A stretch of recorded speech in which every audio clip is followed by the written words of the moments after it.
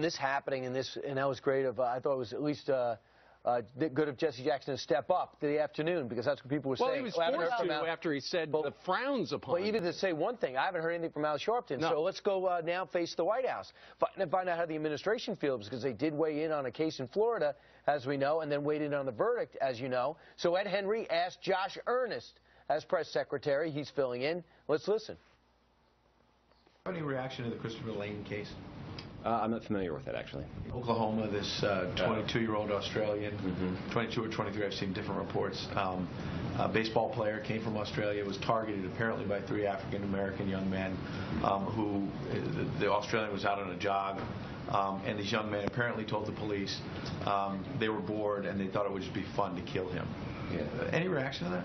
Well, just that this sounds like a pretty tragic case. I wouldn't want to get ahead of the legal process here. The president, I think, himself has spoken pretty eloquently about violence in our communities. Why hasn't he spoken out on this in this case?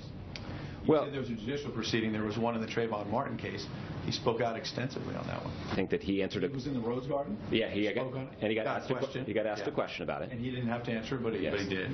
And then he came out here himself. At the conclusion of the legal process, and shared some thoughts. For several minutes. Sure. That are, I think, where he expressed his concerns about the impact of violence in communities all across the country.